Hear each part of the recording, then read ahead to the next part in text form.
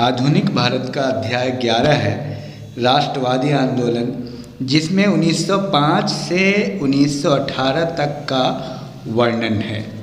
अब देखिए, मैं चाहता हूँ कि ब्रीफ में आपको ये बात समझा दूँ कि देखिए, जो आधुनिक भारत शुरू हुआ उसमें जो हमारे 8 चैप्टर थे वो पूर्व के मतलब ट्रांजिशन फेज से थे, 1 से 8 तक।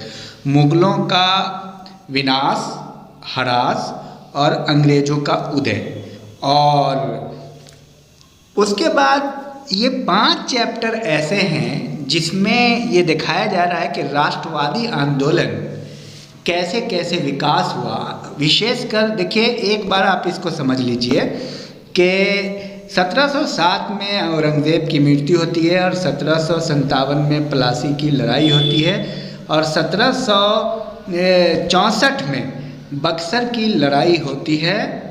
1764 में इस पे भारत पे अंग्रेज़ों का पूर्ण अधिपत्य हो जाता है, टैक्स लेने की आज़ादी मिल जाती है। अब उसके बाद क्या होता है कि भयंकर शोषण होता है भारतीय लोगों का। 1857 में आर्थिक, राजनीतिक, शैक्षणिक, धार्मिक शोषण के कारण, जब इन शोषण के कारण जब आंदोलन होते हैं, एक्चुअली विद्रोह होता है 1857 का। इस विद्रोह के बाद राष्ट्रीय आंदोलन का विकास होता है और नीतियाँ चेंज हो जाती है। इसको अच्छे से समझिए। और जाकर के 1885 से भारतीय राष्ट्रीय कांग्रेस की स्थापना जहाँ से होती है, 1885 से 1905 तक, 1885 से राष्ट्रीय आंदोलन का विकास शुरू हो जाता है, सही मानों में एक नई दिशा में चलने लगती है। 1905 तक उदारवादी तरीके से राष्ट्रीय आंदोलन चलता है, आप ये समझ लीजिए, जो पहले बताया जा चुका है। लेकिन अब यहाँ पे जिसका हम जिक्र कर रहे हैं, 1905 से लेके 1918 तक उदारवादी नीति खत्म करके ज़बरदस्ती अधिकारों को लेना, ये मतलब ज़ोर ज़बरदस्ती के आधार पे, शक्ति के आधार पे उग्र राष्ट्रवाद का विकास होता है। इसको समझना है, इसमें बहुत ज़्यादा। और तीसरा जो चरण है, देखिए, तो पहला चरण हो गया 1885 से 1905, दूसरा चरण हो गया 1905 से 1918 या 19 आप मान लीजिए, और तीसरा चरण 1919 से 1947 तक ये है। इसी में आपको समझना है इन 3 चैप्टर का, जो अभी मैं बताने जा रहा हूँ, 11वां चैप्टर, 12वां चैप्टर, 13वां चैप्टर इसी तरह का है। तो ये तो हम लोगों का गुजर चुका 1885 से 1905 के बीच। नरम दलीय लोग जो है ना, अपना प्रतिनिधित्व सरकार में ज़्यादा से ज़्यादा चाहते हैं। 1905 से 1917 में आंदोलन 1919 में उग्र हो जाता है, रोल्ट एक्ट के आंदोलन के बाद तक। 1919 से 1947 असहयोग आंदोलन, एक नई दिशा होती है जब महात्मा गांधी आ जाते हैं। तो एक नज़र देखते हैं, तो देखिए 1885 1905 प्रथम चरण, 1905 से 1909 द्वितीय चरण, 1909 से 47 तृतीय चरण। ये सारे पॉइंट को आप नोट कर लेंगे। और ये देखिए, तो उग्र राष्ट्रवाद का विकास हो जाता है। इसमें बहुत कुछ खास नहीं है, लेकिन आपको सारे पॉइंट नोट करने हैं जो हमने बनाए हैं। और ये सारी बात आपको पहले ही बता चुके हैं। बम्बे प्रेसिडेंसी की स्थापना होती है, पूना सार्वजनिक सभा की स्थापना होती है और मद्रास महाजन सभा की स्थापना होती है। 1885 में बम्बे प्रेसिडेंसी, पूना सार्वजनिक सभा 1867 में, मद्रास महाजन सभा 1884 में। ये काफ़ी क्वेश्चन आते हैं। इंडियन नेशनल कॉन्फ्रेंस पहली बार 1883 में सुरेंद्रनाथ बनर्जी के नेतृत्व में बनी थी। द्वितीय सम्मेलन 1885 में होता है।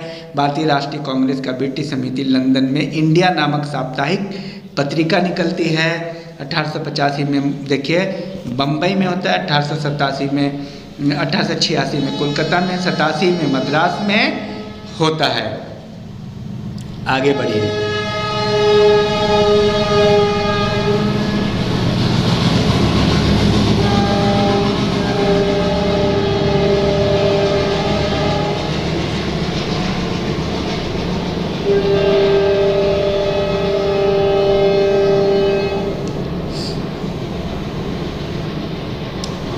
और राष्ट्रीय आंदोलन को सही दिशा देने में आपको पता है तिलक का रोल है, राजनारायण बोस, अश्विनी कुमार दत्त, विष्णु शास्त्री चिपलूकर, ये सारे लोग।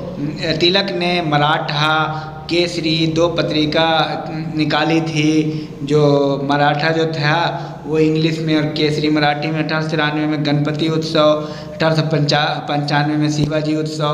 तो ये सारी चीज़ें छोटी मोटी चीज़ें ये सब होती रही है तो इतिहास में। और ये एक्चुअली कॉन्सेप्ट को आपको समझना है और छोटी छोटी बातों को आपको नोट कर लेना है पॉज करके।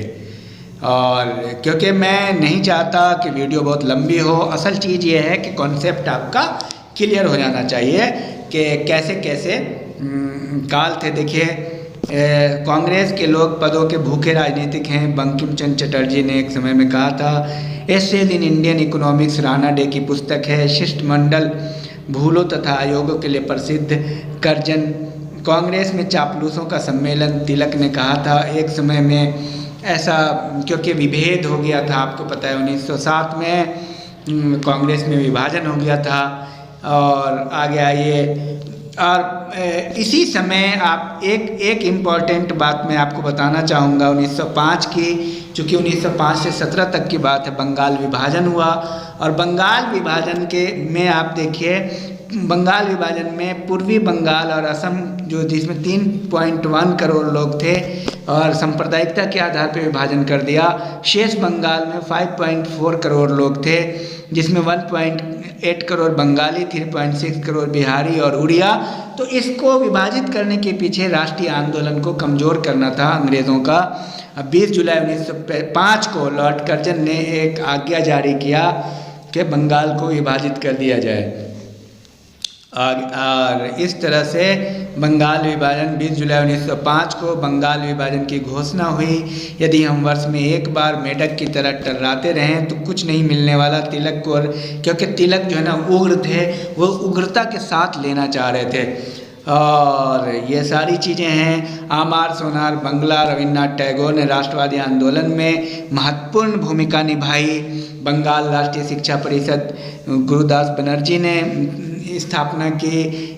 और उसके बाद डीएवी आंदोलन पंजाब में, उग्रवादी, नग्रवादी, निम्न मध्यम वर्ग, ये सारे निम्न मध्यम वर्ग के लोग थे जो आंदोलन थे। बंग विरोधी आंदोलन 7 अगस्त 1905 को हुआ। विभाजन विरोधी आंदोलन, विभाजन एक्चुअली 16 अक्टूबर को विभाजन प्रभावित हुआ और इसके कारण जो है अमार सोनार बंगला हर जगह गाया गया।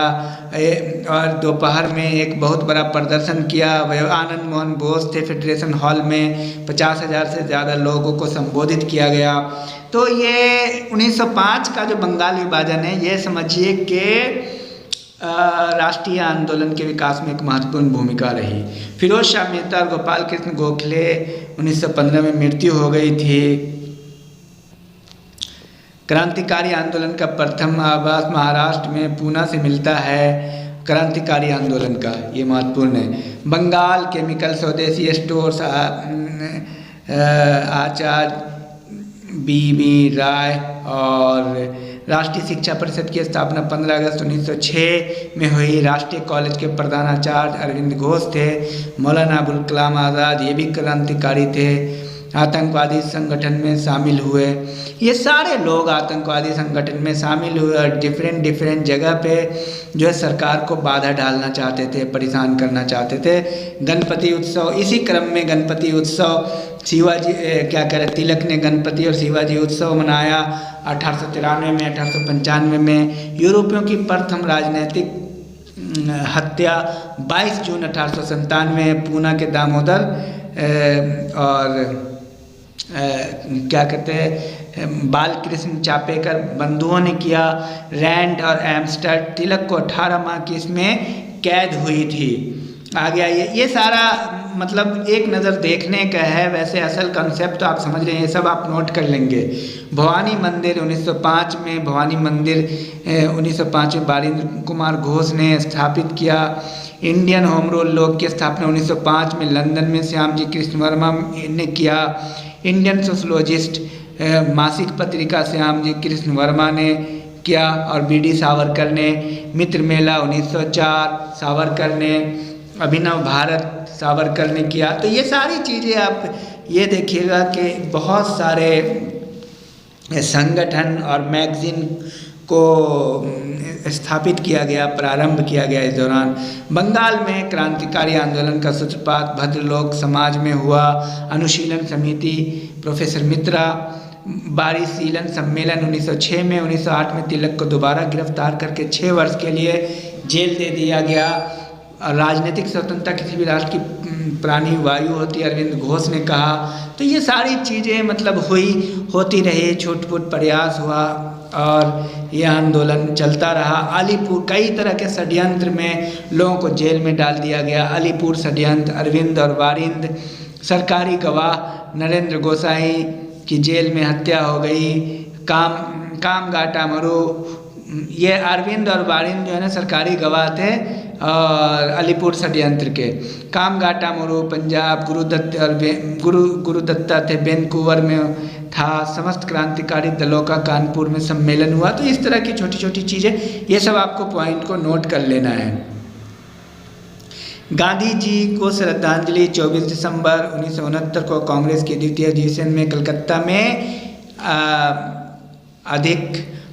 आर्थिक पक्ष दरिद्रता का विश्लेषण किया दादा भाई नौरोजी ने।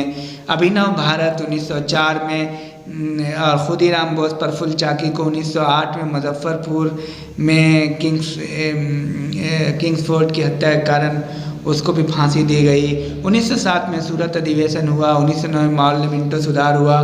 ये सारी चीज़ें मतलब है। आगे आइए। 1911 में बंगाल विभाजन 1911 में समाप्त कर दिया गया। लंदन में श्याम जी कृष्ण वर्मा थे, विनायक दामोदर सावरकर और हरदयाल, यूरोप में भीखाजी कामा, अजीत सिंह, विभिन्न देशों में रह करके भी वो आंदोलन में सक्रिय भूमिका निभा रहे थे। दादा भाई नौरोजी ने 1906 में स्वशासन स्वराज की नींव डाली। 1905 में कांग्रेस अध्यक्ष गोखले थे, इन्होंने स्वराज की बात की थी। तो ये था कुल मिलाकर के। और 1911 में बंगाल विभाजन समाप्त हुआ। राजधानी कलकत्ता से दिल्ली ले जाई गई। सांप्रदायिक निर्णय 1909 में हुआ। सांप्रदायिकता के आधार पे इलेक्शन का प्रावधान किया गया। कराची अधिवेशन 1931, कांग्रेस सोशलिस्ट पार्टी 1934। ये सारी चीज़ें छुटपुट आपको याद करनी होगी। बेसिक कॉन्सेप्ट आपको मैं बता रहा हूँ, आप पॉज करके इसको ज़रूर याद कर लेंगे। और इस तरह आप ये देखिएगा कि इस काल में बहुत सारे संगठन, बहुत सारे लोगों ने मिल कर के जैसे देखिए यहाँ पे उदाहरण के लिए 1916 में तिलक ने घोषणा की, जो भी इस देश की जनता की भलाई का काम करता है, वो चाहे मुसलमान हो या अंग्रेज, विदेशी नहीं है। विदेशीपन का संबंध हितों से है। विदेशीपन का संबंध निश्चित ही गोरी या काली चमड़ी से या धर्म से नहीं होता। तो इस तरह से क्या कहते हैं, राष्ट्रवादी आंदोलन अपने चरम सीमा पे था। ये पहले चरण में, ये दूसरे चरण में 1905 से 18 में ये उग्रवादी चरण था। मुस्लिम लीग की स्थापना 1906 में होती है। आगा खां और मोहसिन मुल्क तुर्की मेडिकलाइजेशन डॉक्टर एम ए अंसारी करते हैं। उग्र राष्ट्रवादी एहरार आंदोलन जिसमें मोहम्मद अली, अजमल खां, हसन इमाम, जफ़र अली, मजहरुल हक शामिल हैं। ये सारा छिटपुट को आपको याद करना है, पॉइंट्स को। मदरसा देवबंद ने भी महत्वपूर्ण भूमिका निभाई। अबुल कलाम आज़ाद उसके हिस्सा थे। अल हिलाल अबुल कलाम आज़ाद और पंजाब हिंदू सभा 1909 में स्थापित हुई। ये सारे राष्ट्रवादी आंदोलन में इन्होंने हिस्सा लिया। लाला हरदयाल, मोहम्मद बरकतुल्लाह, भगवान सिंह, रामचंद्र ने गदर पार्टी की स्थापना की। गदर अंग्रेजी राज का दुश्मन था। 1915-16 में 2 होम रूल लीग की स्थापना की। एक ने तिलक और एक में एनी बेसेंट और सुब्रमण्यम अय्यर थे। और इस प्रकार आप देखिएगा गदर पार्टी 1913 में स्थापित होती है। लाला हरदयाल, मोहम्मद बरकतुल्लाह, भगवान सिंह, रामचंद्र, सोन सिंह बकना, गदर अंग्रेजी राज का सबसे महान दुश्मन, ये सब आपने देखा। और बाघा जतिन बालासोर जतिन मुखर्जी को कहा जाता है। ये क्वेश्चन आ चुका है IAS में। लखनऊ अधिवेशन 1916 में होता है। लखनऊ पैक्ट होता है। तिलक और जिन्ना गरम दल नरम दल को मिला लिया गया। कॉमरेड मोहम्मद अली ने कॉमरेड की स्थापना की। आ गया ये लखनऊ समझौता 1916 में। तिलक और जिन्ना 20 अगस्त 1917 में। मॉन्टेग्यू ने उत्तरदायी सरकार की घोषणा की। मॉन्टेग्यू चेम्सफोर्ड सुधार 1918 में आता है। इसमें भी उसके बाद आप देखिए चिश्ती खान सूबेदार डंडे खान सिंगापुर में सब लोगों ने अलग अलग मुल्क में रह कर के भी इसमें हिस्सा लिया। आगे हिंदू महासभा की स्थापना होती है 1915 में। और एटक 1920 में। All India Trade union Congress trade union act 1926 में। हड़ताल संघों का वैध हथियार बन गया। क्रांतिकारी Moscow Red International Labour Union. सुधारवादी Amsterdam International Federation of Trade Union, ये सब की स्थापना होती है। All India Trade Union Federation 1929 में MN जोशी उसके अध्यक्ष थे। तो ये रहा कुल मिला के red trade union Congress. Meerut में 1929 से 1933 तक श्रमिक नेता रहे। Congress socialist party 1934। कानपुर, ये मतलब छूट हमने लिख दिया है, ये सब आपका इसके अंदर मिल जाएगा। अब चलिए हम लोग एक नज़र देख लेते हैं नोट्स पे आ जाते हैं। तो देखिए अध्याय राष्ट्रवादी आंदोलन 1905 से 1918 उग्र राष्ट्रवाद का विकास। और ये नोट दिखाने का सर्वप्रमुख कारण ये है कि आप इसके हर एक लाइन को लिख लेंगे। हर एक लाइन में दो मीनिंग है। मैं बहुत व्यापक तरीके से तो नहीं बता सकता हूँ, लेकिन हमने एक कॉन्सेप्ट आपको दिया है कि राष्ट्रवादी आंदोलन 3 चरणों में चला है। पहला चरण आप ये 1885 से 1905, दूसरा चरण 1905 से 1919, रोल्ट एक्ट तक, 1919 के बाद 1947 तक तीसरा चरण।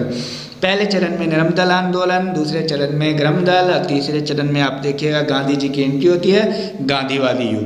तो इन सबको आप नोट कर लीजिए। एक एक लाइन में दो मीनिंग है। अगर हम NCERT को सही मानों में विश्लेषण करना शुरू कर दें तो कम से कम 10-15 घंटा लग जाएगा एक पेपर में, एक चैप्टर में। तो वो करना बहुत ही मुश्किल काम है, इसलिए हमने आपको सिर्फ हाईलाइट दिखाने की कोशिश की है।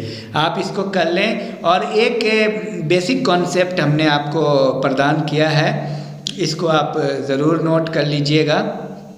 बेसिक कॉन्सेप्ट आपको दिया है कि किस तरह से सारे संगठन, सारी समितियां, हर जगह सारे हिंदू मुस्लिम सिख ईसाई पूरे भारत में मिल कर के एक दूसरे से सहयोग कर रहे थे और राष्ट्रीय आंदोलन में अहम भूमिका निभा रहे थे। तो ये चैप्टर